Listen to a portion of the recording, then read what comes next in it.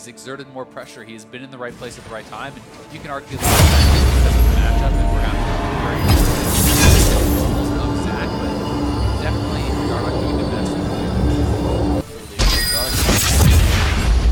A name in the hat for MVP, certainly for the best jungler in North America. I think most people would give him that on at this point based on how he's played on the squad. And this is kind of what it looks like when you've got the much better player. He takes away the camps. He's stolen at least 2 blue buffs. Now 1 given away from a kill, sure, but has been able to take a lot of farm away and maintain a full level lead. So a really good play out of him on this at launch. Fox has done very well, trusting in him on the roster, and looks very good. Chomp! Nice try, Huni, but 1,000 true damage more than you do on Gnar. And definitely I have been somewhat impressed.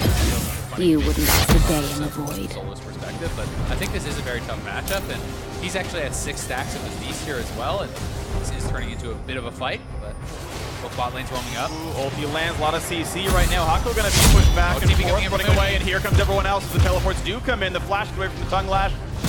Around, doesn't quite land the boomerang, but still 4 down here. He's almost mega here as well. They're going to look for more. Flashes in, Lantern comes in. Huni not quite going to be in range of flash away. Hako going to lose his life almost assuredly. Nice the stuns come in, and that is not yet a kill. They keep him alive. Where's the house toss? He's out of range, and somehow they all live. A lot of times spent. Here comes Lyra. Do they have the ultimate available to find someone to kidnap? Brings him back to the right-hand side turret. Big damage coming across. That's actually important. There's no ulti for the Cho'Gath, but Phoenix takes turret aggro.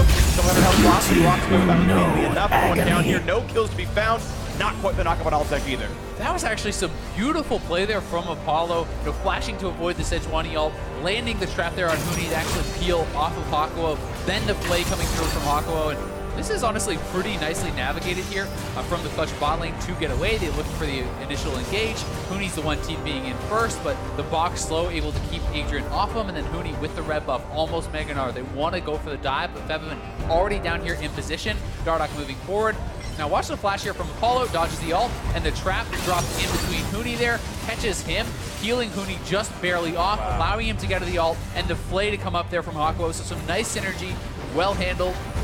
And as Solo TP's down, he wants to have a bigger impact here, but as we saw on the top side of the map, he used his beast to actually secure that scuttle. It was not off cooldown, so couldn't actually secure any kills. Yeah, and I can't blame him for that one. You didn't know the fight's going to be coming in.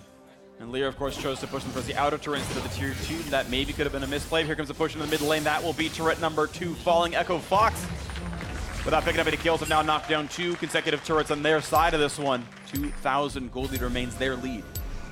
And Clutch, for the story for them, a lot of this season has been consistency. I would say consistently they beat the teams that they are better than, and consistently they lose to the teams that are above them in the standings. And that has been a bit of a kind of conundrum for them. Yes, you can, I think, give a lot of credit to the coaching for them not throwing any games against worse teams and these sorts of things. But one of the things I have felt Clutch is missing oftentimes is a bit of the X factor, someone to be a playmaker and kind of turn some of these games on their head, where you see some of the teams that are much worse than them in the standings have taken games off of very, very top teams. When you look at Golden Guardians, they've beaten teams like TSM and even taking a game off Echo Fox and so on.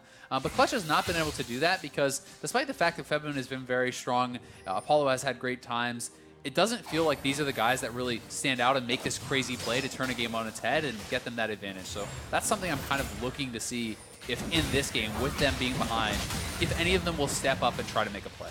It's also worth pointing out, by the way, that this game is kind of par for the course for Clutch anyway. They typically have a fairly large gold deficit in the first 15 or so minutes, and David Lim in the pregame interview, their coach, said, well, but yeah, but our mid game is better. People can't do anything to us in the mid game. We're really clean there. Our vision's solid. Our team fighting is good. And so them being within reach throughout the mid game, nice little hook right there. Speaking of being in reach, trap not quite going to land.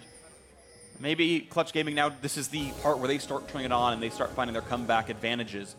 And we'll have to see, though, as 2,500 gold lead still remains Echo Fox's lead. And the next rate coming up in 120, we'll see if anyone can even contest that. I think one of the tough points, though, now in this specific game for the mid game is you have a Caitlyn with an IE versus a Varus with a Rage Blade. And Caitlyn, in my opinion, is massively weaker at this point, but TP coming in from behind. Stays for the turret, has a land to get back out now. Here comes the fight with Dardoch in the front line, pulls him back in next side to Adrian, and here comes Let's Bounce, bring them forward even further. But Lyra forced to run away, has to flash, still gonna get stunned, and the rest of the squad coming around. Solo finds a stun on a Phoenix, who runs right back out. Looks like a disengage all around.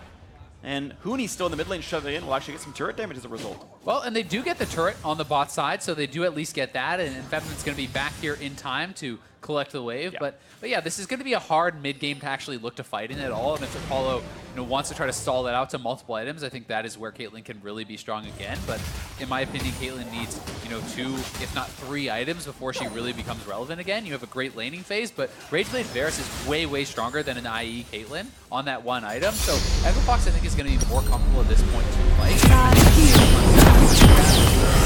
That of just Ronnie and the Gnar. But the mid lane is pretty even. Your bot lane is probably a lot weaker at this point, so you're going to have to delay.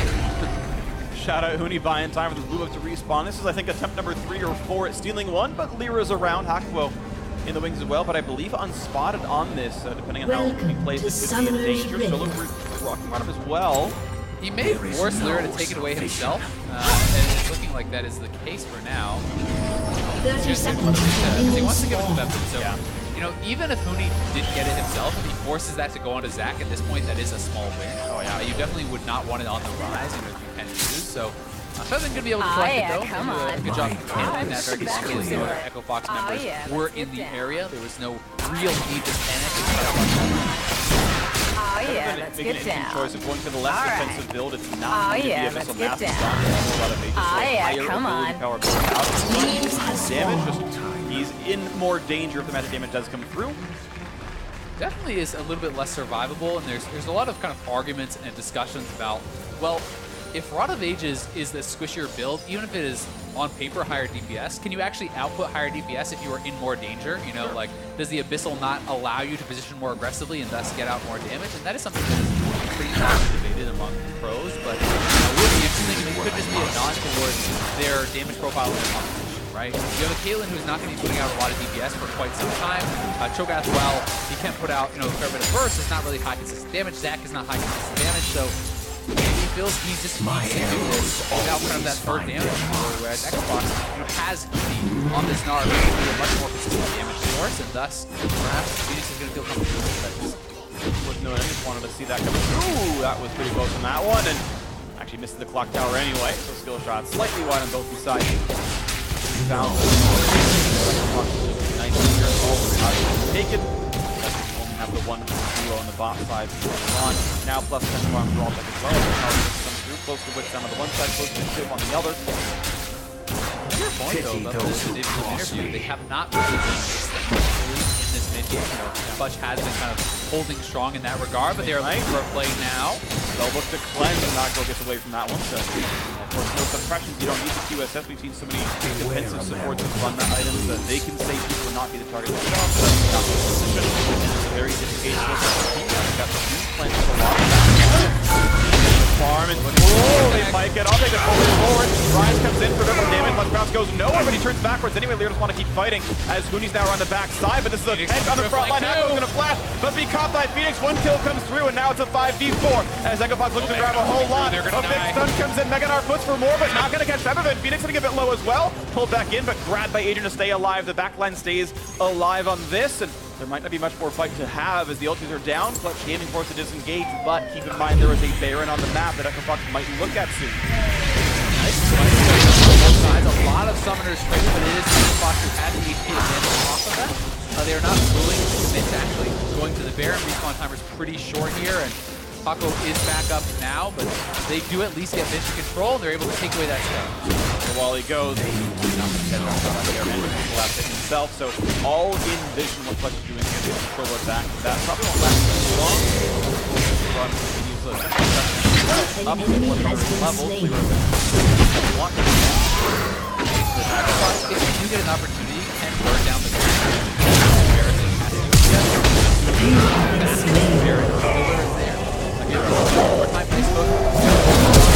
and they know that Tom Ken's just not in his back pocket just yet, but he's able to get enough distance. Adrian comes in, saves him from that, and Huni on the backside flanking here. Phoenix coming around, he's able to clean up Paco as he flashes over the wall, but it's a very even fight. It looked like it could have gone a lot worse, honestly, here. As Huni, Meganar is out, but the cleanse flash is available for Bevin to get away. Both sides kind of cutting their losses and able to back off. Really nice play, actually. I think Adrian was pretty heads up in that one. He got a lot of good saves off of Zach Q's or Zach R's going to tag someone, so he did a good job keeping the back line alive. 2-1 in kills. 4,000 leads for Echo Fox with when he walking up the bot lane, TP down, and roam up and Solo doesn't have a DP to actually answer this at all, so he has to just kind of follow Huni anytime he leaves. He needs to be aware of the threat of that Baron, and Huni has a red buff on him again. They're looking for Lyra here. Jumps early so he can't be stunned in time, and being alive, Zach walks away. Now Fox doing the Baron setup. It's mostly Froggle Lord. Now, there's only a couple of wards in the area to let Clutch know it's not being threatened yet, but they catch some top lane. A few more seconds of safety. They don't and as soon as that ward gets struck, it's all dark. Yeah, exactly. But that is a very nice ward because it is not spotted by one that covers the full pit. Unless you place a pick both inside the pit and outside the pit, or catch that with a sweeper, you won't know. So despite the fact that it doesn't show you the Baron, it shows you anyone entering into the Baron pit, which is giving Clutch a lot of safety. That ward right there can honestly be the difference in the game. It sounds funny to say, but if you don't have it, you have to rely on the team for full advantage. That can mean a team fight loss, that can mean a Baron, that can mean those little things can be really one of the situations in which I think a lot of people watching where other teams have to place their sneaky wards is very important, because a lot of players have very specific tendencies where they feel it's the best place to place these so-called sneaky wards, and if you watch a lot of their VODs, you can learn about those and you can start to know about if you're going to play your teams and everything else is the Fox once again want to control this mid lane, and they are the first ones to shove, and they're going to have no problem doing this. Clutch cannot easily contest. TP's still down to the top laners, so they can recall back as Huni has the next major item work with the Rand, who would still be very good at surviving Caitlyn. Honestly, for Clutch, they're trying to avoid conflict unless they think it is a very advantageous engage. I really do think they want to follow probably on 3 items before they're really going to look to fight very much. And you know, you can kind of poke around, you need to contest for vision, you need to be somewhat proactive, you can't just give up everything. But they're trying to fight as little as possible, contest them, and be able to just take their jungle camp, farm, and scale. There's a stun on the Lyra, could be in a bit of danger, probably going to back out. Huni once again, roam to find the flank, not going to get anything yet. Can they fight for ward control, and Echo Fox yet again control that brush. They get the ward, put their own one down. Once again, get Scuttle, get rid of the rest of the vision, and now the time it is Froggle Lord, they're rushing it down. How fast is Clutch to stop them? Booster can use, they now know what's going on, but Huni has been out for 5 more seconds, waiting in the wings to stop someone out here. It's gonna expire though. This could be a decent fight for Clutch if they can find it. Not going to backline, they're trying to engage a big pound. Stun on a choke, Attackle's gonna flash up, Lyra comes right back in. They got damage to the Huni though, can they knock him down? It's gonna be a yes! Hakwo somehow secures it, a bit unlucky, the gold goes the wrong way, but Clutch find a kill in that fight, they are not that effective. Yeah, trying to take that fight from Echo Fox, despite the fact that Megadar had just timed out, was pretty risky. It's Clutch though that take the fight, they can push up, looking for the mid lane turret here with some damage now. Caitlyn's still very well alive. And despite the fact that they did kind of have the edge as far as the situation with Megadar being down, Clutch was pretty split up, and it seemed like the call was pretty kind of lopsided as half the team was going in, and Hakwo was flashing out and lanterning, looking to disengage, so they were not all on the same page, but they do come out on top of the kill. The Ekbox just starting the Baron again here though, in a 5v4. 8 seconds when Huni revives. Yeah, they try to make the play. At least they bait out a blue trinket. This should potentially give Clutch the map to take the break away real quick, and at least get Baron to go back. And I like the attempt, just if Clutch does greedy bases and everyone base at the same time there, maybe you can just rush that down, right? And Flank is coming in though, that's coming behind, and just yet. Here they are, for still being out for a while. Big push in the front line, Solo gonna be caught out alone, but they hook him back in. They put away as well, but now Phoenix is on the chase, gets some damage across, gets rooted away, has to back out. Good damage, Lyra at half HP, and of course that is a Warmog that he can regen without too many issues. Yeah, he's not going to be in too much trouble off of that, but it's looking like the Ocean Dragon is the target here now for Xbox. They already have the first 2 dragons left to continue to pick up those neutral advantages. This may give Clutch a little bit of time to secure some more vision, but they're actually Rise ulting into the pit. They're going to try to rush this down. That's the cute play. Can they kill it in time? It's the issue. The Tom Kent brings over 1. He's actually brought Phoenix on the Cassiopeia, but there is no smite. The chop comes in, Cleanse gets him away, and the team's going to try to disengage. Apollo adjusts the wall. Bevan's going to flash to make sure he's safe, but this could still be a bit of a chase. Going to flash for a slow. This could actually be a huge play for Echo Fox, and they get the damage. 2 of them are grounded. They go to their room. Akko's going to have to respawn now, and a slow out from Huni. He's going to find a little bit towards Lyra, but only losing support for the pickup of a Baron. It's a great play for that. Was fantastic. Decisiveness there from Clutch, who immediately rise all into the pit, rush it down. They do lose their support, but not a big deal at all. And utilizing the Baron minions to defend here, probably at most lose this 1 outer turret, and then Clutch should be able to be back out on there on the map and defending. that was a great move, and especially in conjunction with this Caitlyn, might be able to knock down a couple of these outers that are still standing and really try to close up some of that gold gap. Really could be a possibility. Of course, the gold different as a lot of mains. 1,000, the Baron buff, of course. Before that probably bridges that gap pretty nicely. Fight towards the red buff will reset and come back. That's going to be just waiting for Apollo here. Got that Morado attack, and now let's see if they take the brick, which is up on 4. Yeah, worth noting that they didn't actually finish the dragon because they realized what was happening. They went off it, but there is the Rise All from Febiven, full commitment to this Baron. They know they have Cho'Gath to secure, and it is not actually Darda coming through with Adrian there, so no real chance of a Smite steal. And then it's just up to Phoenix to try to hold him in position long enough to try to get the rest of the 5-man squad there and be able to commit them to the fight. That's why Adrian is going over, but the box, the play, all of the work that Hakuo does to kind of slow them down, and then Darda barely missing the ultimate. I'm not sure if that was blind or not, or just an anticipation of where he tried to lure the walk, but he started chanting E. You can't always predict that one E-stack. So here's the mid lane siege on the respawn there, the reset, and the turret's going to be falling in the top side of the Febiven split push, but here comes a bit more engaged towards Lear. Going to jump away, has a lantern, but that's now on cooldown. They find a catch down onto the tank. Cho'Gath going to have HP. Dardak in the front line getting hit some really hard bits of damage, and they're going to look for the trades here pretty quickly as they pull one back in. A low health Adrian pops the quick stopwatch to buy a few more seconds. 4v5 the chase and almost gets some more with Phoenix. Hako going to cleanse, but he will be slowed down to die. No hooks over the wall. He's got a bit more time to spend. But here comes top 10. Who's bringing with them? It's going to be Uni in the Mega Gnar. Going to be a disengage for Hako. He does not have the Baron, but he will not recall fast, but he is in fog. Yeah, and Apollo was able to actually get out of there with the Baron recall, but pretty aggressive plays there from Clutch, you know, moving up very far forward with Rise up on the top side. And Solo gets kind of focused down before he can even get his beast out. He's not really able to much that fight. They do get one turret for the kill, so in the long run, you still say that is a worth fight for Clutch. They're looking for your mid, and they really want to knock down the top.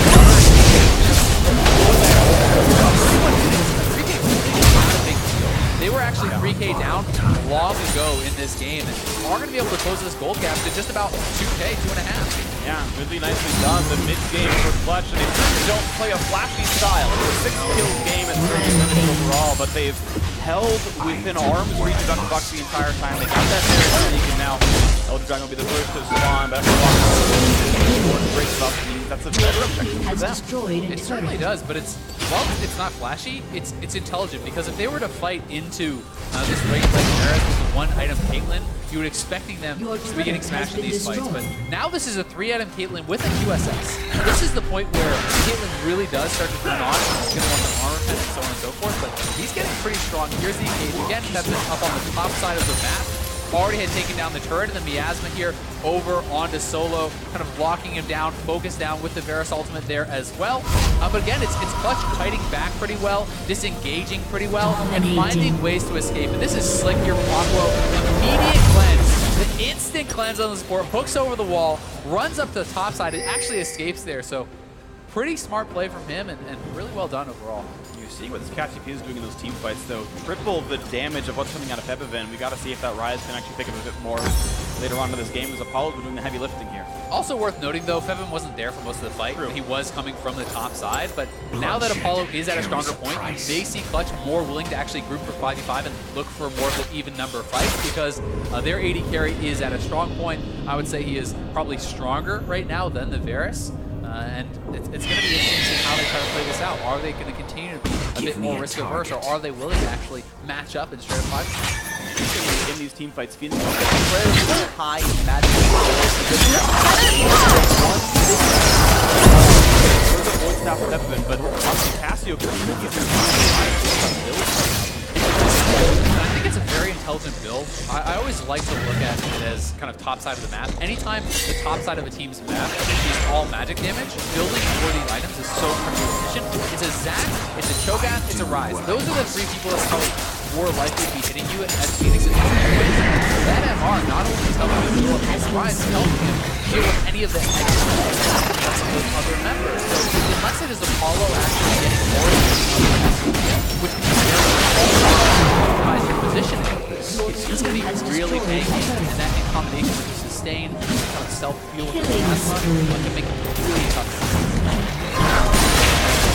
Crit chance on the Cassio, sorry, not Cassio, the Caitlyn here. 3. Yeah, that would be a bit of a cool build. Aaron will that one, but...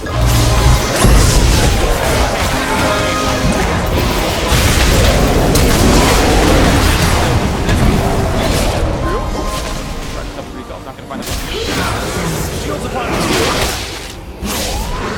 Plus the shoulders and races. Who needs to the bottom lane? I want to kill out. Yeah, it's not getting bringing a friend as well. Nice knockup. Actually juking away from the ulti. Nicely done by Solo. 1v3 kites it out. Yeah, not that much threat on him, honestly, damage-wise either. And they're looking for the re-engage. Lyra is going forward. Gets the smite. The other for himself. Surprise. Not gonna hit him out. Thought of it. Makes out a little bit. More not gonna land in a 2 though. Still look at the silence. A lot of damage on a Hootie. And the stun now on his Rodok on a trap. A big chunk of damage. Rocket burn. Can they pull one in? No. Still not going over. Oh, he finally does flash over. That's gonna buy some more time, but there was not really a team fight yet. Here the front line again. Re-engages. Rodok goes flashing away. Hootie a bit injured. They're gonna look for this kill on Solo. Just really slinks away and stays alive. Phoenix low on health, but Apollo can't quite find the auto to knock him down, and it will be all 10 alive one more time. A very disappointing fight, though, from Solo. Waits so long to flash over, then doesn't even get his feast out. I feel like he needed to pull the trigger on that. He needed to flash over the wall earlier when one of the tanks had been pulled. Then you flash over and you can get that full feast off. You might be able to turn that into more of a snowball fight. Hesitates a bit, though, and it's Apollo now having to back off as Solo's getting back out on the map. He is running out here, building towards this stone plate, which will increase the damage coming out of that beast, but you can start to see how confidently Apollo is really playing in some of these team fights, stepping forward, looking for damage. Feels pretty safe with the USS plus 3.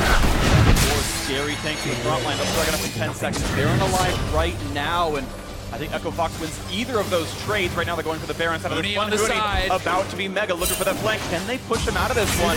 This is a fight that Clutch will not like to take because Mega Gnar is so powerful. Apollo getting some poking though, really playing on the front lines. He knows he has QSS and feels safe to put a couple auto attacks down there. Gets a couple hundred health off of Dardock. Clock Tower comes in again, a knockup, and now Hootie will be mini Gnar once again. But priority on mid lane, they can knock down tier 2 here. Yeah, Echo Fox has the minions, and they're running straight down here. Feslin on the side has to force his cleanse. Hootie jumping in without Mega Gnar, though, very dangerous. Dardock down to 1300, and there's low health bars there. Does have hold on to regen on Hulk in just a second or two right now. Out they go. Mid lane once again now goes to Clutch. The minion waves on the side lanes, though, are kind of split. Adrian that getting could be a kill. That could feast him. That could be a dead Adrian. The chop comes in. The damage. Finally a kill comes through. 3 to 4. Flashing away. But they got Phoenix. QSS used the duel against Apollo. Who's going to win? Flashing away. Femin now in the play. The ulti coming across the MR is so high. The damage comes through. Now back in the left line. Who's going to miss? That pushing away. Lyra. Now we're going to be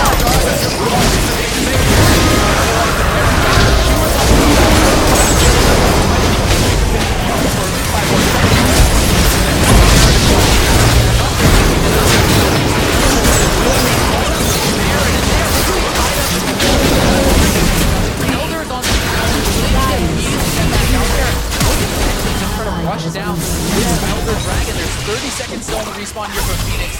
TP is available from Solo, so I think that they should immediately start the Elder with the Baron stats, and that could really be starts to push the games heavily in their favor. Summonerless Phoenix cannot join that fight easily. 12 seconds in the respawn, and yeah, this should be a pretty easy team fight for Clutch to I'm surprised they're not starting it. I think they're shocked.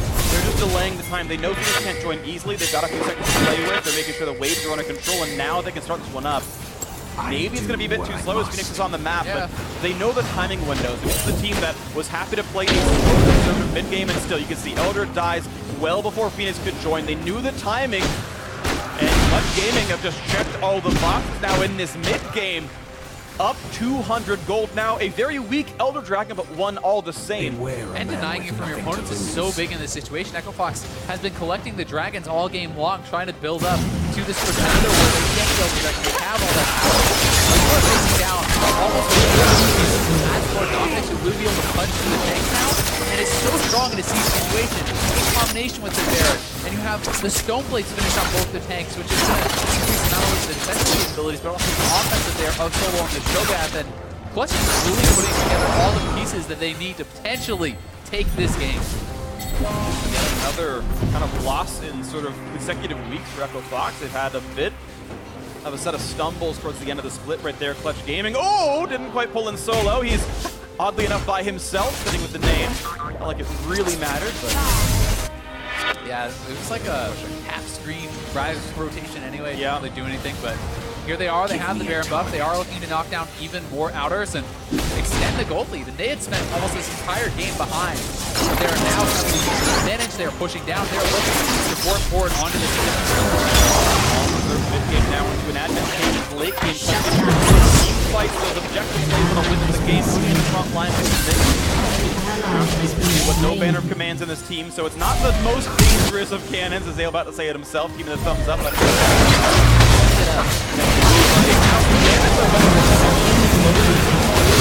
in now, look at the front line. He's going to be dropped down. Doesn't matter. He gets evaporated.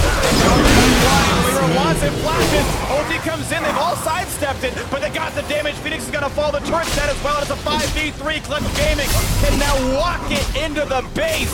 40 minutes in, they finally get the lead. The inhibitor is down. And it seems like they will do it. Mr. Consistency, Clutch Gaming will finally look for that first upset win of the split. The third place team, they do lose one, but they get the trade kill back. Now 4v2 in the base, the play is in. Huni left alone, and he will be shut down at the very end of it all. A few more shots, the cannon minion can do it, the flash hook, the ace, and yes, Clutch will complete the upset.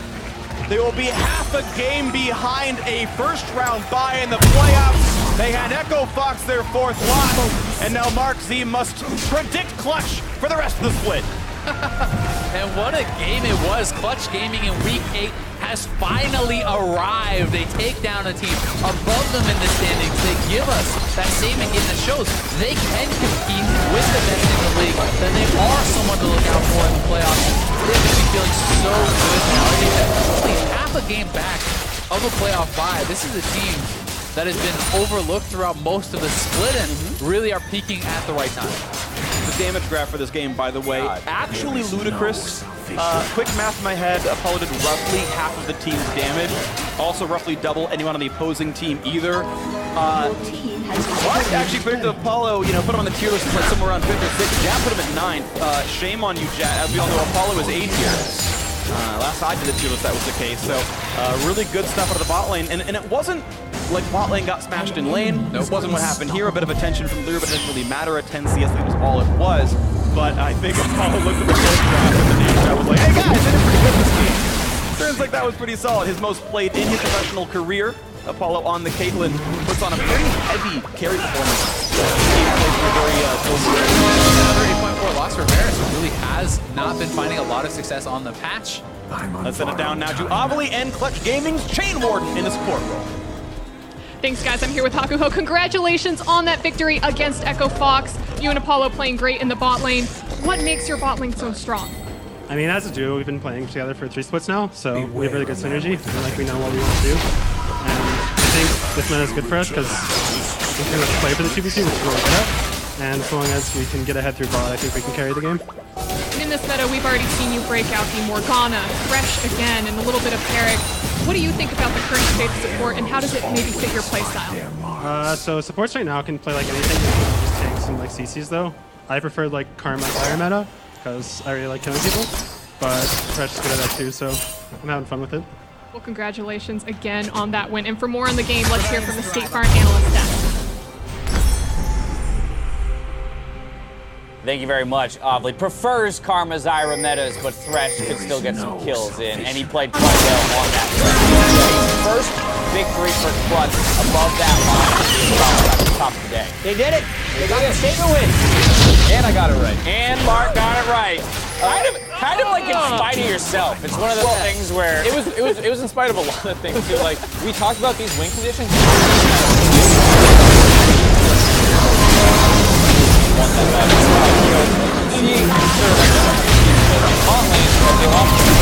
Top lane turrets first, and then Clutch lost their 2 top lane turrets first, and then finally got the bottom one later, and then they were playing through Huni and things were going well, but then they lost the game. It was a really well-played game overall.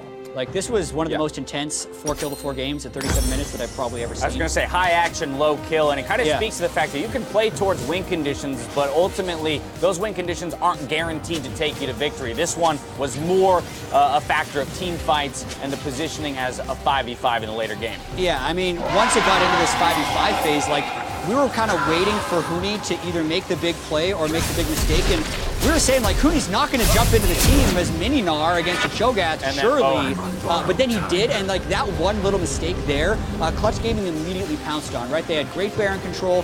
When Echo Fox was going for Dragon, they Rise ulted in to get the first Baron, and whenever they would make what looked like a dangerous play, they'd always get out with such minimal casualties. I mean, that's the big thing for why this game was so fun to watch.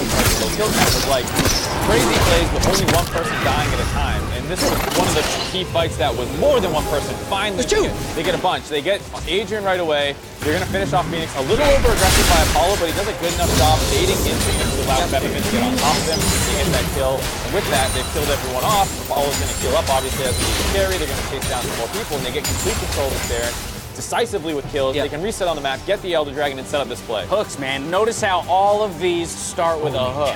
Yep. And you know, you're wondering during the draft why pick Thresh into Tahm Kench. Because winning the lane is going to keep other people. But in the late game, you just took Tahm Kench. Right. And then you burst him down with the Cho'Gath and the rest of your team. As well as the fact that he does have defensive tools. That's a lot. Apollo, this is going to be tough. But Thresh also can save people. There were a couple times where he protected his front line when they got overextended. So, you know, Thresh isn't quite as binary as like, I hope this is content, now I'm used to running it. There's other things we can do. I mean, it is interesting, right, looking at Apollo. I mean, you were vocal, Jack, about the fact that it's difficult for you to put him so far down on your HP list. And I think this is kind of one of those games that goes to show just why that is. A majority of ADCs in our league are capable of having those pop-off performances. And the thing with Apollo this game actually flies in the face of never a good lane player. He's safe, but I never felt like he was carrying the game in team fights. This game I felt like he was. He was always in damage range, always doing damage, and you could see it by the numbers there. Now we are going to get a quick sneak peek into Clutch Gaming's Tahm. During the pre-game card, as you had elected to predict them for victory, let's take a look. Good prediction, Mark. Oh my god, Mark said we would win. Really? I'm not even kidding you. Oh my god. Guys, this is the time. This is it. Right. We got to do it for Mark. I'll do it for Mark. Mark cursed us. He's actually cursed us, though. He actually cursed us. We thought Marks was the hater, but it was Jan all Jan all along. Bring back Freak. He was nice to me. See? I believe in you guys. I'm not a curse. You beat Echo Fox. Great job. That's the real number. Jack doesn't believe him. He puts him lower. He puts him finishing 6th. Come on.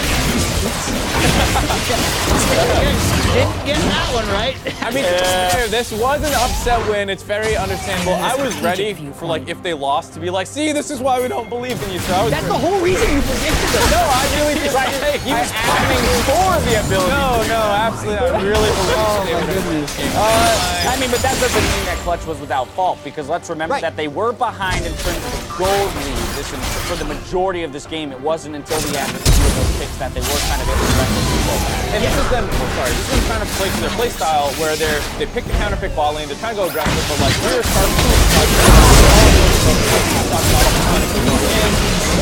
in this instance, you actually want the Sedge ult to counter with the 3 people and Gardock down there, Echo Fox in the top lane turret here.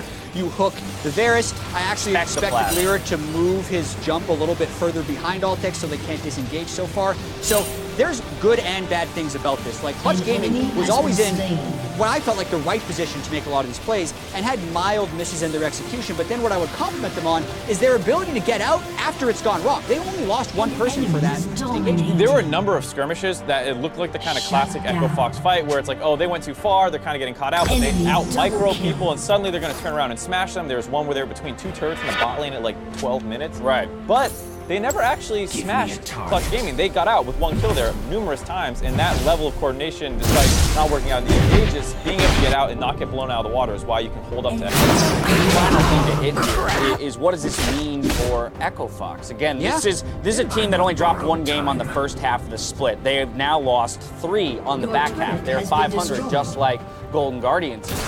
They play CLG tomorrow. They're 1 game ahead of Clutch now. With an even head-to-head. Clutch is now in the conversation for playoff buy, and that's what I'm saying. So for Echo Fox, is there any concern here? You've already locked your postseason. That's in the bag. You will be playing in the playoffs. There's got to be some concern with a downward trend here near the end of the season, while the rest of our playoff picture teams seem to be trending up, at least right. I will say that this looked to me like a very well-played game from both sides. Okay. Even if Clutch Gaming would have lost this game, I would say that is one of their best games they had played because of how well they were matching Echo Fox's aggression. Okay. So I think as long as And Echo not Fox, so damning for Echo Fox? I don't think so. Like, Okay. as long as they don't tilt off of this too hard, I think most teams would crumble under the pressure Echo Fox is exerting with team flanks and clearing forces and engages. It's just Clutch played amazing defense. Yeah, they had the first 2/3 of the game. Dardoch had a massive lead. That's kind of quintessential Echo Fox. Alrighty, we're stepping away for a quick break. When we return, it's Fly Sometimes I have to watch Quest. my Chronologic own game. back. Game 2 is coming up after the break.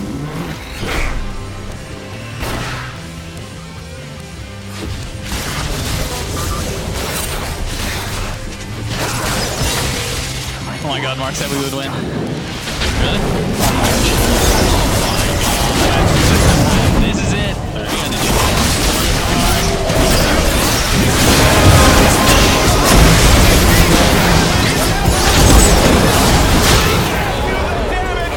Oh wait, who actually picked CG? Is it a noob or what? That could be a kill. That could be that could be a dead Adrian. The chop comes in. The damage. Finally, a kill comes through. 3 to 4. Flashing away. But they can't Phoenix. QSS used the duel against Apollo. Who's going to win?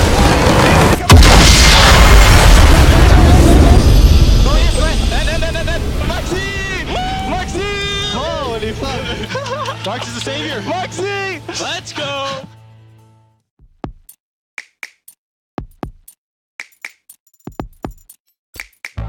Welcome to Assist of the Week, presented by State Farm. Since we know the importance of lending a hand, we want to highlight players and plays that help the team bring home the big W. If you have a favorite assist from this week that you want us to highlight, tweet the clip with the hashtag NALCS and the hashtag State Farm Assist, and we may feature it in a future episode. So get out there and bring some support.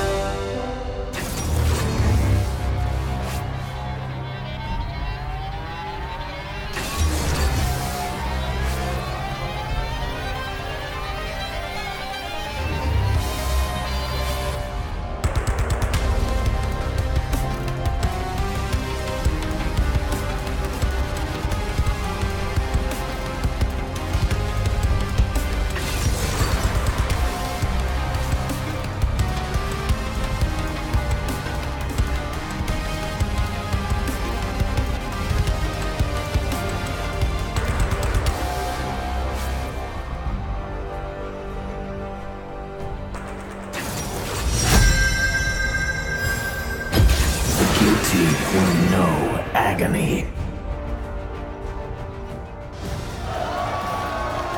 Hello everyone, welcome back to the Castle Dusk, where Game 2 is about to begin. FlyQuest and Counter Logic Gaming are fighting to keep their playoff hopes alive, and we are going to start with the roster rundown. Selecting the blue side, as most teams do, is going to be FlyQuest. Their top laner is Flame, jungler on the mid laner Fly, Wild Turtle in the bot lane alongside Stunt at support. Their coach is Rapid Star. And facing them on the red side today is going to be Counter Logic Gaming. In the top lane, Darshan, that guy's excited. In the jungle, Rainover. Mid laner, Huhi. Bot lane, Stixay, support Biofrost with Coach 6. All right, we're going to see what happens in this one. The last time, actually last week I should even say, it was doom and gloom for Counter Logic Gaming. They just come off a very bad week, but this time around, they got the 2-0 week 7, and they're actually the front runner to be the one to penetrate in the playoffs. Yeah, and a lot of that has been off the back of their bot lane. Stixay and Biofrost have really been stepping up. Stixay, even in some of their losses in the last couple of weeks, I think has really been standout. And Biofrost last week on Playmakers, the Bard game in particular, was incredible. And they're definitely the front runner of the upset crew. Teams looking to break into that top 6, but they have to do a bit of a miracle run to do it and probably beat TSM for the last game of the split. So their fate is somewhat still in their hands, but if TSM wins out, you know. Exactly. They're 2 matches behind TSM. They're 3 matches behind that big tie for 4th place. So some help needs to be made, even if they make the 4-0 run. Of course, we'll see if that comes through later on. Now, if FlyQuest pick up a win here, their chance of breaking the top 6 increases tremendously. They're, of course, trying to make that run as well. They're 3 behind TSM. Yeah, definitely the case, looking to try to claw their way back up. And it has been looking a bit rough for FlyQuest in this meta. Flame, who has been such a superstar, in the NALCS since he has got there, has just not really been able to come into his own. It feels like this season and on this patch, when you think back to last year, a lot of his highlight plays were on champions, fervor champions such as Renekton and even J4 top and things like that, and it just hasn't been in the meta, and he hasn't seemed to be able to find a suitable replacement to have those same levels of performances, and he just quite simply needs to step it up. Yeah, he does, and Gnar we can kind of see is still a pretty popular champion in the top lane, but you're right, a lot of the team comps are running hard tanks, and you're right, he was mostly known for playing Gangplank and Gnar and Camille and all this kind of stuff, so we'll see if he can kind of step up to that level yet again. And that really summer split last year form where Flame was really, in a lot of people's minds, maybe a top 3 top lane in the league, and it feels like he's not anywhere near that form right now. FlyQuest sadly have lost 4 in a row. See if they can turn things around against CLG, a team below them, sorry, near them I should say, but just above them in the standings. We'll see if FlyQuest can make that run. I mean, a perfect example to me of kind of one of the struggles that they have been having with this is simply last week against TSM. Flame, they saved the last pick, counter pick for him. He's not willing to actually blind pick a Gnar and play that into the Camille. He ends up, as a last pick, picking a Cho'Gath right into the Camille matchup and still kind of ending up on the worst end of those trades against Haunter. So when you are giving pick priority to someone in the draft, they need to be flexible enough to really take advantage of it. Otherwise, you are kind of misallocating or wasting those resources. So let's see where those resources go in this game, and if another week, another stretch of time on 8.4 has let these teams learn even more about how they want to play this style. Another game in a row with a blue side Olaf plus Kha'Zix ban. They're trying to remove aggressive options off Rainover. Of course, Kha'Zix can cheat vision rules quite a lot, which tends to play to Rainover's wheelhouse. Even if you don't consider him normally much of an assassin player, the Olaf, of course, definitely very much champion he plays. So there's the first pick, Zion. We'll see if CLG is willing to try to take away Rakan to make that dual lane weaker, or to simply survive it some other way. They're going to grab Caitlyn as a match, and Sejuani as the blind jungler. Seems to be cream of the crop when Skarner, Olaf, and Kha'Zix are off the table. Yeah, I really don't like picking away the Rakan. I feel like if you've given up the Xayah, you almost just have to accept that. We did see Golden Guardians last week trying to do that with Matt, and despite the fact that they broke up the duo, the Rakan was pretty ineffective on its own. So, whereas the Xayah still can function, I think, separate better than Rakan. So you end up hurting yourself quite a bit if you do that. I'd rather just see, you have a strong laner like the Caitlyn, pair that perhaps with another strong laner, and then really look to just try to match that power in the 2v2. Let's see what comes through then. They've, of course, got that dual lane coming through, 30 seconds to the next pick, and they're going to do what happened in the last game, which is match the Sejuani pick with the Zac. Well, of course, still time to show if they really want to do this, but neither Cassiopeia nor Ryze have really shown themselves so far this draft. High priority mids, and it will be Zac, so dual lanes plus jungle for both these sides. CLG actually going to play Morgana into Xayah Rakan. Very interesting to see the Morgana this early in the draft. I was going to mention that when you have third pick, as the red side, you can do something like pick a Rise, then ban out the Casio in the second round of bans and kind of get this uninterrupted strong power pick in the mid lane. But they are very heavily prioritizing the 2v2 power. They do not want to fall behind against something like this Zyracon, who has been very dominant on the patch. And CLG doesn't seem to really be much of a Rise team. They did win a game on the champ, but he's only played it once here, Huhi, despite the fact that it's been a premier mid laner the entire year. At a certain point, they just haven't been prioritizing that champion. Camille and Shen removed from the options here. CLG, we'll see if they put in a Cassiopeia ban to maybe get a better blind Rise, and I assume they'll counterpick for Darshan here in the top lane. He's typically been a pretty good laner from what I've seen. We'll have to see what Zix thinks the best way forward is for CLG. There's a Zero off the table. And while I definitely agree that Darshan traditionally has been a very strong laner, I actually felt like his performances haven't been as good in the last couple weeks. And to me, it was not because he got worse as a player. It was because I felt that he was pushing too far. He was looking desperate and trying to force his plays and trying to find ways to get advantages that he didn't necessarily have the right to do. Trying to look for all-ins and really aggressive trades when he doesn't know where the jungler is. And things like this can really start to cost you when you are playing at the professional level and the other jungler is playing around those tendencies. Uli, 2 Orianna games in a row, beat Liquid this last Sunday. Brian takes out his mid laner choice here, trying to maybe settle on a champion pool that works best for him. That part of the goal is to be a bit more of a carry himself, and now Rise will go over to Fly though. Again, the most prioritized champion in Pro in 8.4. So Gnar is available. Flame was not willing to play the Gnar blind into a potential Camille counterpick against the TSM matchup last week that I was talking about. He didn't want that matchup. You can go for just something blind like a Cho'Gath if you want to play very conservatively here and just grab yourself a tank, and that is going to be the option. And we could be putting ourselves in the exact same situation, the exact same matchup that he actually had against Haunter last week, where it was that Camille, but GP can be very strong here into tanks as well. I personally like Trundle a lot in this meta into tanks. I think it is very, very strong in lane, can work as a split pusher, can also work well into something like the Zac as far as having the pillar to deny the jump in, being able to shred the stats off these frontline tanks, but it's going to be Maokai, which... CLG, yeah. They want a tank and it's a ball delivery champion as well. So I agree with you. I love Trundle. I like the idea of what the gameplay cover was. They have a tank on the roster, but the choice is a flank teleporter with a point-and-click CC that is criminally easy to shockwave after, and that might be what they go for here. And I think the pick is very good in the draft. I think that it makes sense with their team composition. What I always question is, why is your top lane your counter pick? Like, why is it your fifth pick if you are picking a disadvantageous lane? Sure. Cho'Gath beats Maokai pretty heavily in lane. That is something where you can get a pretty large advantage. We saw Huni smashing Dopo with his 100 CS up. Yes, it is not Huni versus Dopo. It is Flame versus Darshan, much more even, but still, you're expecting that to be in the advantage of Flame. And in my opinion, then, you should be looking to just simply blind pick the Maokai a little bit earlier, perhaps, and be able to kind of give maybe more of an advantage to someone like Huhi with a counter pick or something along those lines. Doesn't lose too many options. We'll see going through this one. Counterlogic Gaming, the sweetheart of the team to challenge in at the top 6. This is a 7th versus 8th place team battle. 4 games to play. Both these squads can make it probably only 1-0 even will. But there's the comps on your screen. You'll see if FlyQuest can make that resurgence. They have lost several in a row, a 4-game losing streak. CLG have won 2 in a row for themselves. We'll see if that can keep going as well. Or will the streak be broken? That man is shocked to be on camera, and now he's smiling. You're welcome to the shout-out, buddy. Let's go into the game. Second of the day, FlyQuest versus Counter Logic Gaming. And this is interesting. This is kind of the Darshan special going on the Maokai. Almost no one else is really doing this. It's very, very rare to see it in any league in pro play.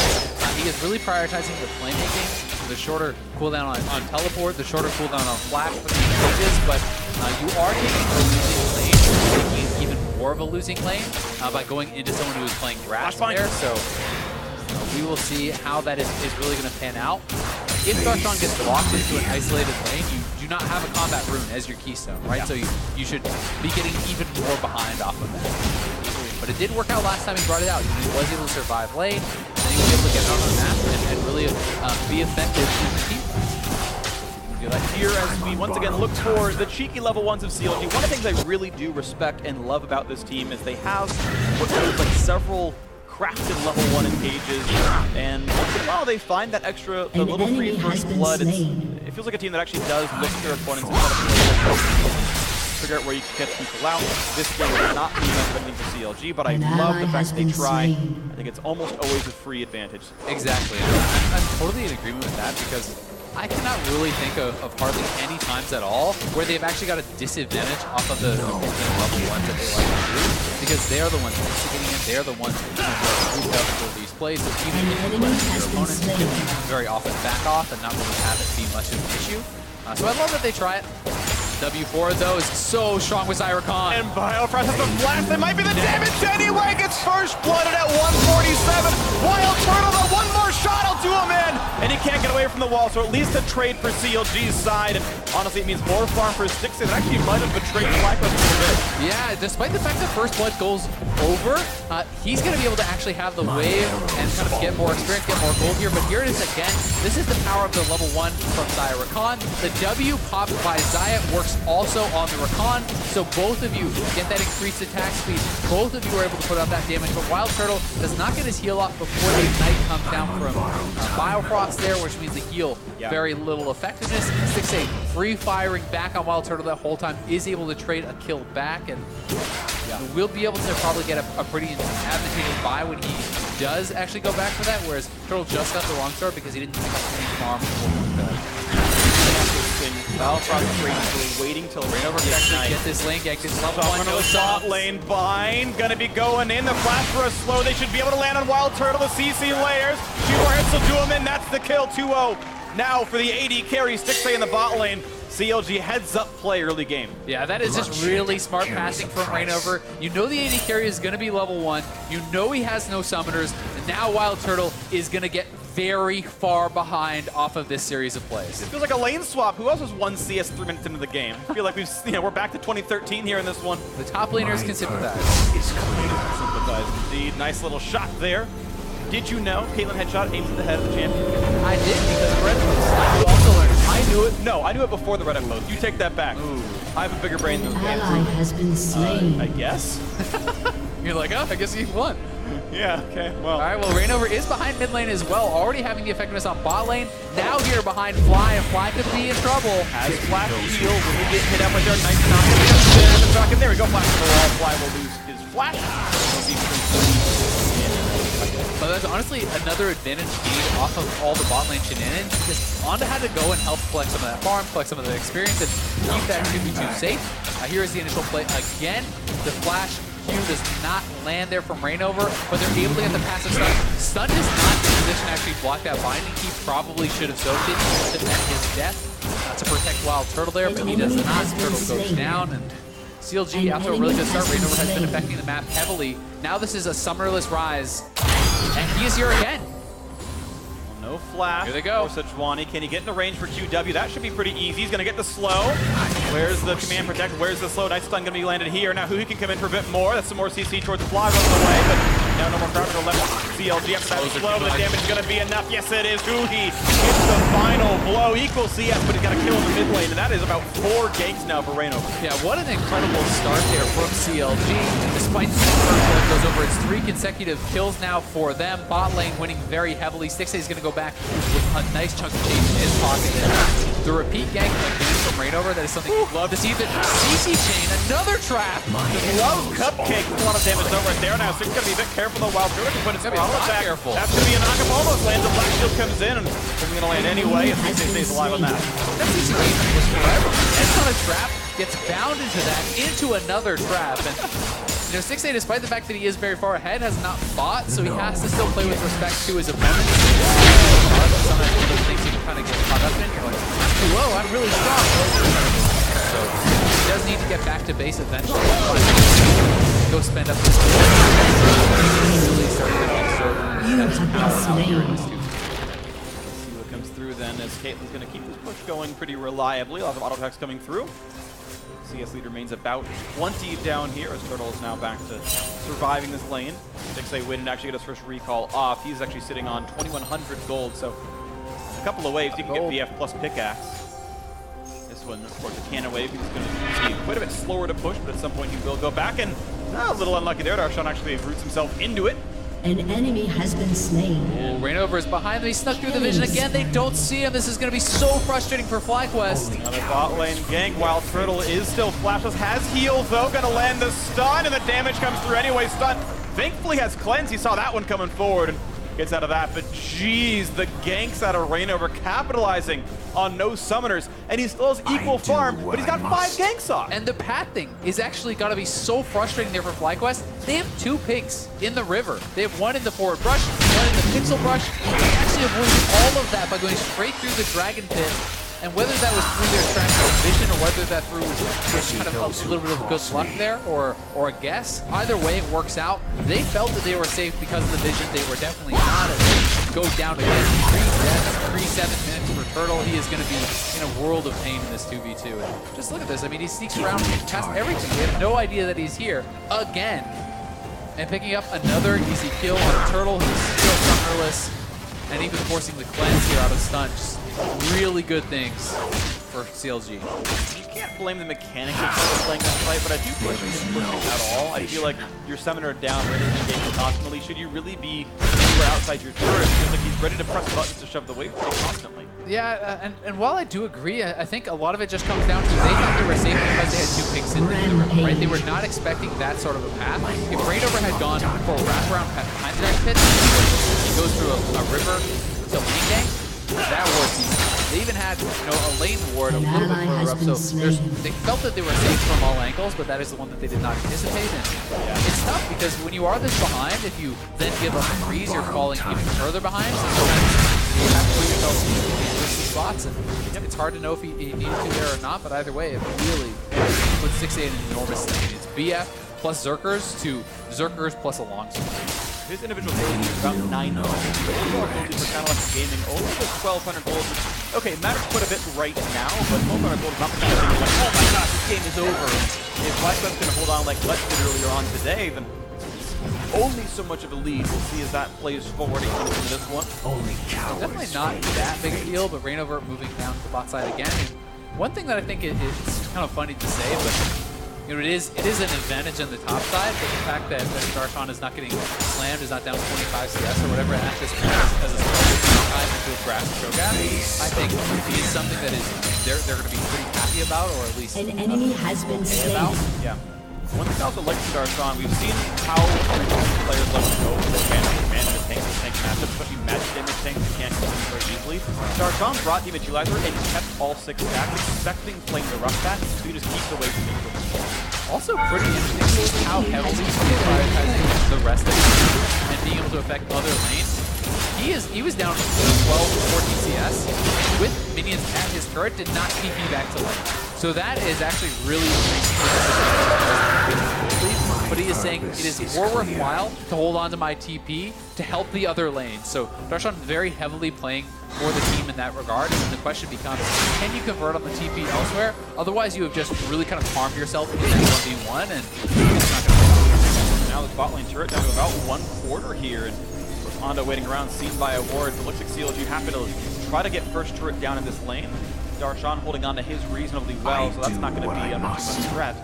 CLG might in the next couple of minutes go for that, or the Ocean Drake aggro. No, they're not going to go for that yet. But could see that fall soon enough. If they can ever be on the top side, that might mean when they pull the trigger.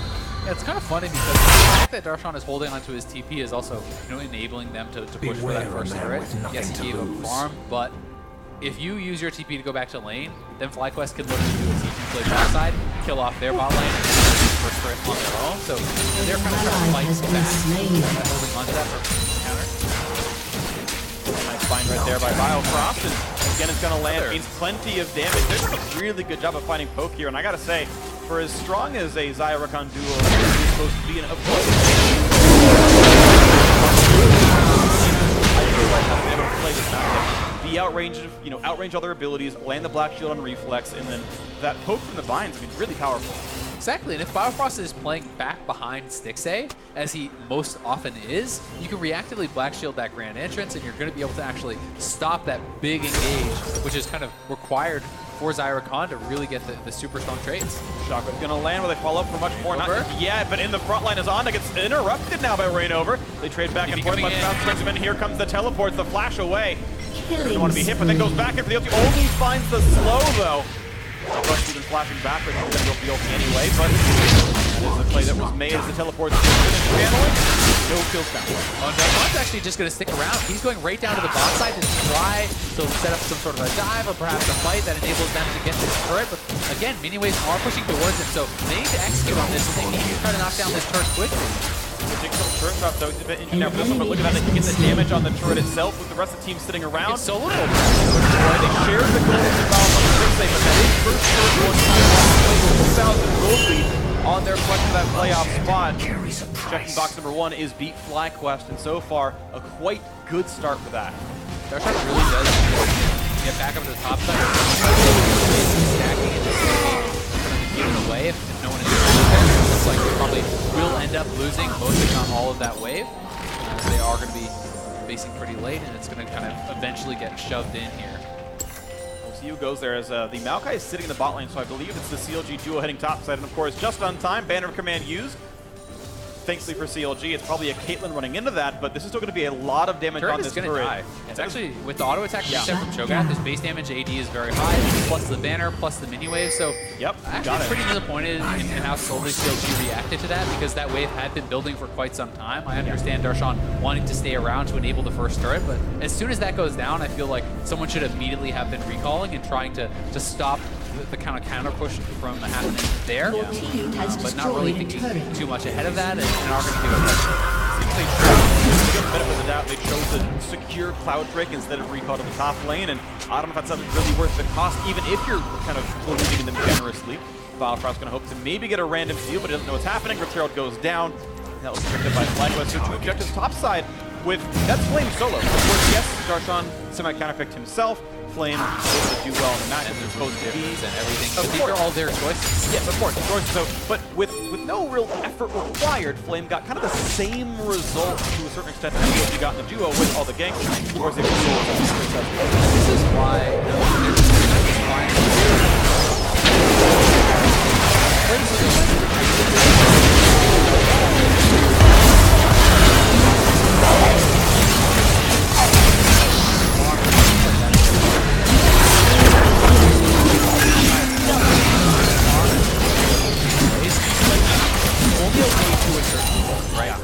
He's now down 30 CS. If they can continually make plays around him, it's okay, but if you get yourself to a point where you're down 50, 60, 70 CS behind a Cho'Gath, and he just becomes such a stronger tank in the 5v5, well, it's no longer worth it. I mean, again, Darshan's going to be losing minions here. Rip Herald, that's going to be very much another turret going away from FlyQuest. So, it doesn't really work. It's sort of a little bit of pressure on the fly, which resulted in a tiny bit of turret damage. This is one of the things I have most question about Darshan today, and whoever is calling for it, who knows, maybe it's someone else, doesn't really matter, but it is the decisions that they are making with this player. I agree. The farm lead is actually slightly greater in Flame versus Darshan versus Wild Turtle. The turrets were actually advantaged for the former FlyQuest actually winning out in their top lane matchup. And it's insane to say that it is a bigger CS lead there than it is in the bottom lane, where Wild Turtle got hard camp, got killed 3 times in a row, you know,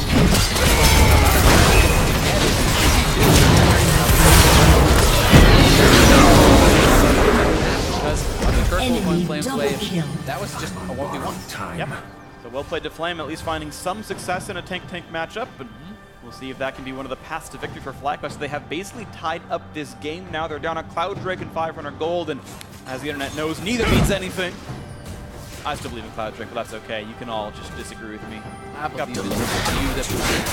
I believe in you that believes in you. So I must be right. And we're on to the races. Flame once again going to clear some minions away and sees Darshan and goes, that's fine.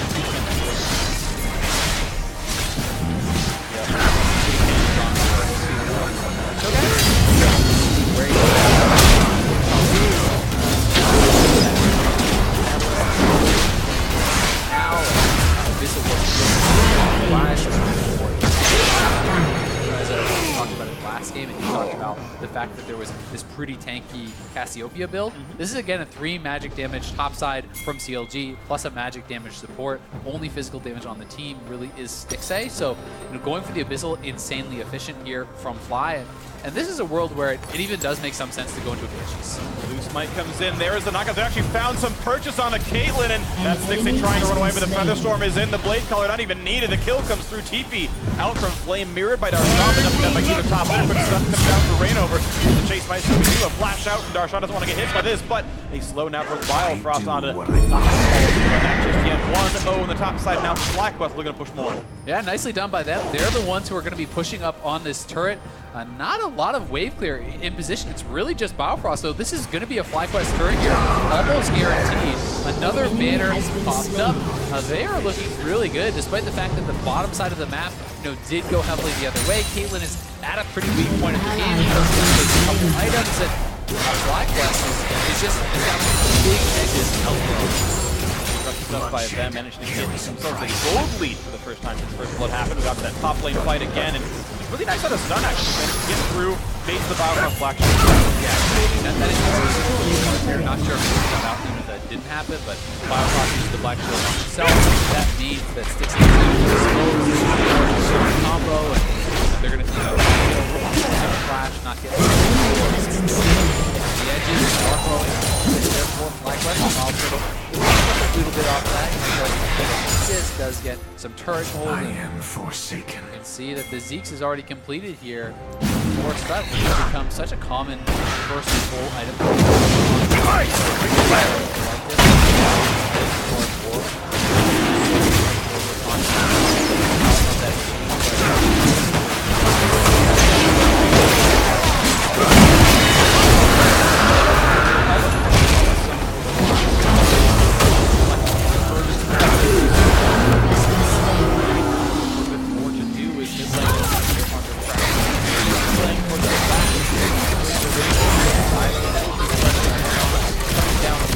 There's the flash engage, the back chase by Zach, gonna pull him in. Shotgun to buy some more time, but Let's brings it back to the forward front.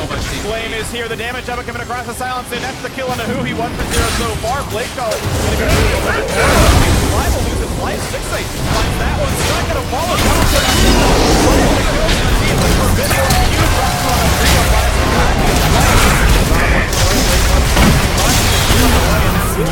Surviving. One to counter Logic Gaming, that outer turret will fall. Yeah, nicely fought back there by CLG, and you can see how well who he was able to survive that, largely in part to the fact that his Seraphs was already completed at this point in the game. That massive shield plus the E self-shielding with Command Protect there did buy a lot of time. They were expecting to be able to burst him down much more quickly than they did, but he cleanses, he flashes, he builds space, and he buys time for his team to come in and turn that fight around. Just look at how much shielding this really is. I mean, they're expecting a very fast kill, really quick fingers to actually get away. Black Shield comes down, Seraph comes down, Command Protect comes down. That is a lot of damage that was negated. Got him a lot of extra time for Darshan. Rainover, Stixxay, and Biofrost to all come in. A couple kills here, plus going positive on the turret. This is a nice play here from Honda. Yeah, a little slap together on both of the CC there that would have otherwise been an extra kill for CLG. So little thing, but nicely done. Now it's giant chunk out of that mid lane turret. Back dead, of course. Top lane mostly untouched, which you'd expect from the matchup. You saw quite a bit of damage to both these 80 carries marching from the bot lane. Quickly on. Seraph's won't be too far away from this build. 1000 will be kind of Logic Gaming. Almost finds a slow on a stunt. He'll steal that ward no problem and look for number 2. I like the build a lot here from lane, actually. This is something that sometimes you don't see players prioritize CDR as much, but with the build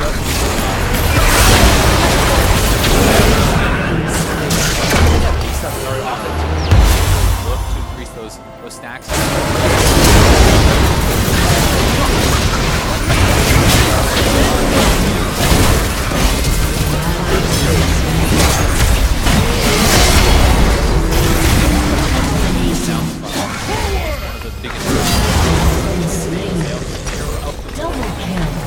Intentional gameplay achieved now for Flame, playing the character exactly as Canon expects. And we'll see as Stixxay gets some shields and walks topside for Fly, he was mostly MR stacked, and now Raynor was behind him as well. Can they land the CC? No, they won't. The out. Nicely sidestepped. Yeah, sidesteps the Glacial Prison. Goodbye, a Realm Warps away. Well done there, but FlyQuest now trying to push up to mid lane here. CLG, a lot of members collapsing, but I don't think that should be a turret to FlyQuest's name, and that's what happens when you commit that many resources to the top side of the map. Fly does a good job avoiding it. Darshan is pushing out on the bottom side, so not really many answers left for CLG to stop that turret from going down. But we've gotten ourselves into a very close game. The gold is very even overall. It is just kind of allocated right on the top side of the map. Just kind of stronger there for FlyQuest. Lane is very, very powerful. For CLG, it's almost all about the stage. That is where their big advantage is. 1,600, 1,500 gold ahead there. Of course, to say, but the turtle is on 2 items now. It's not a relatively cheap price right now. Not a slouch for Xayah, just doesn't have quite that same Dominating. Caitlyn with 70% crit right now. So we'll see if CLG can play around Stixxay. He's been probably their star performer for the last 7 or 8 straight games. Even in the losses, he's actually been really huge. Another game looking like that one is probably going to slink away. Let's see him getting it. Gary's trying to let the game go to a playoff spot. It's a lot of pressure on him. Yes, there is Biofrost to help protect him with the Black Shield, and who can protect him up with the shield. There's a lot of frontline, so they have a good comp to enable Stixxay on this Caitlyn. But still, if you do mess up and you get caught by the engage here from stun, you get pulled in by Onda, you get chomped up by Flame. If he goes down instantly at the start of the fight, their advantage will be erased off the map, so he's going to have to position well. But also not be playing too scared, right? We saw how well Apollo was able to play.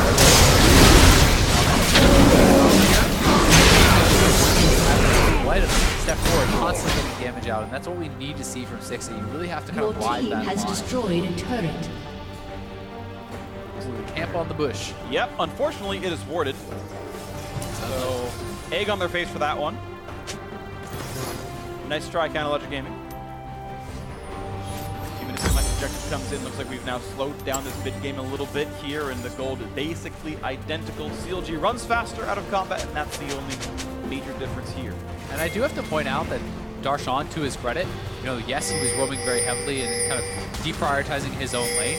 He has not fallen further behind by any means, right? He has kept this around a 30 CS, 35 CS deficit, which is not the end of the world. He was playing very heavily for his team, and it's kind of worked out in that way. Yes, 1v1, but it did not continue to expand. This is not that because of it, the way he has played is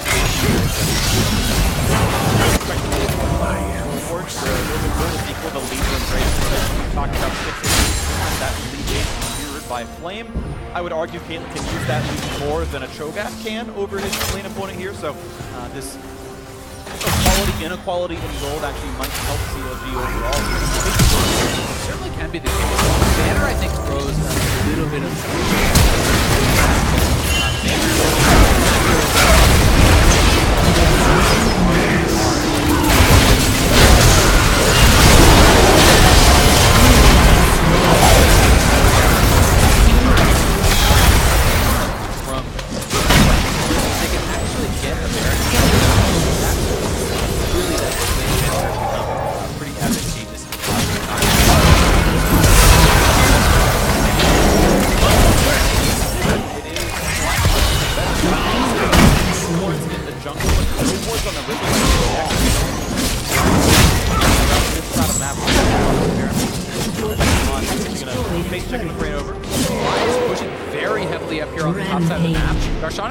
up, so now they are missing and Fly is starting to back off, but CLG needs to try to force some sort of a play, and they're going here on a turtle. A lot of roots in this one. Turtle gonna get away. Shotgun will find stun, but he jumps right back out, and look at the kiting. The dual lane is gone, but now Let's Bounce also gonna be used. Pops in a Bloblitz, but might be hard to kill. Stun's gonna come in. They might get the trade through, and almost getting stun out of the face. So Darshan, he can't find purchases yet. With one more stun, the huge blast will come through. Like to lose his life, but will it matter in time as the damage still coming across? The mid lane tier 2 is down. They will get the trade kill on Maokai, but CLG getting, I would say, more out of it. The mid tier 2 is gone. Now on to him as well. In this fight. Yeah, Fly is still not with the team. He should have probably just based at this point. He was trying to maybe threaten to take out the minions from behind or go for a flank, but he's not able to pull off that. CLG just moves towards his team away from him.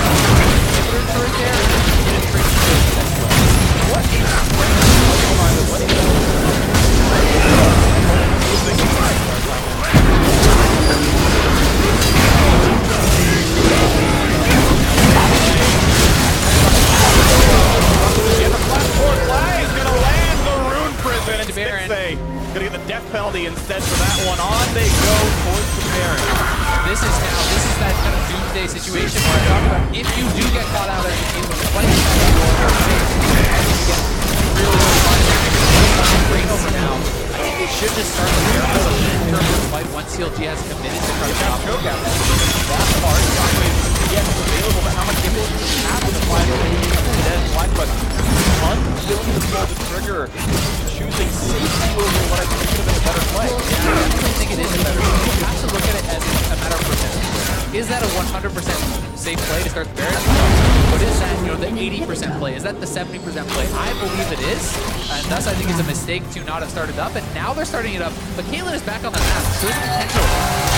About 5 seconds. 5 to 10 until Caitlyn is going to spray. So they kill it in time, looking for the keys. Rookie coming early, then Chase afterwards. Down 1900. Rolling in the play in there. Chomp comes through, they get it. And the fight engages. Sticks it about to re-engage. So 140 dead at the moment. This could be huge as Onda's buying the time as Stixay cleanses away, but he's just going to fall anyway. Re-engages a bit too late. Now Relmore looking for one more has managed to FlyQuest to get the fight in time, and now CC on the Darshan. Should not be starting this one any longer. Onda gets a kill on a Biofrost, and FlyQuest do manage to go for Baron. They get it before Caitlyn shows up. They'll get the chase kill as well as Darshan slowly regens up, and they look for number 5 as well with Rainover on the wings. Onda hoping to slow him down a little bit longer. Finally, the Maokai will fall. This is now, the Baron minions are already there. They're in the mid lane, they're there in the top lane, the banner is available. This could be multiple inhibitors or FlyQuest off of that play. Stixay does arrive just barely in time, but it's just to die again, and now they're being pushed in on both sides.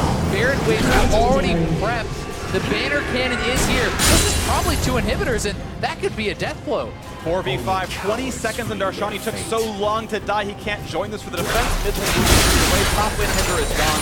And that would be a FlyQuest disengage. So they took the time they needed. They started it just in time for the Caitlyn respawn, and they got so much out of it. Yeah, they got a ton there, and they do not end up going for that second inhibitor. They decide to kind of take the safer play. I think it is smart to just back off, spend all the gold that you have now got. Head off that play, but that was enormous for them. They do start the fight. They're going over on the Baron. They're forcing CLG in. This is after the initial pick on to Stixay. They know if Cho'Gath to actually secure this, they're able to do just that. You'll look at the smite coming in from Onda to set up the feast there for Flame. Here is the smite right about now.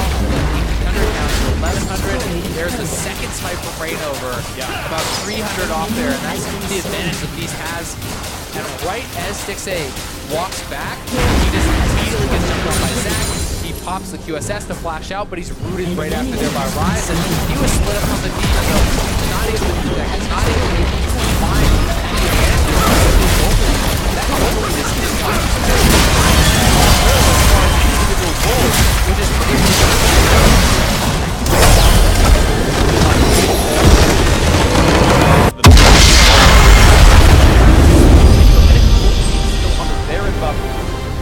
not yet available here for the Cho'Gath, but doesn't really even matter. Bot lane True 2 very likely to fall if they want to push for it.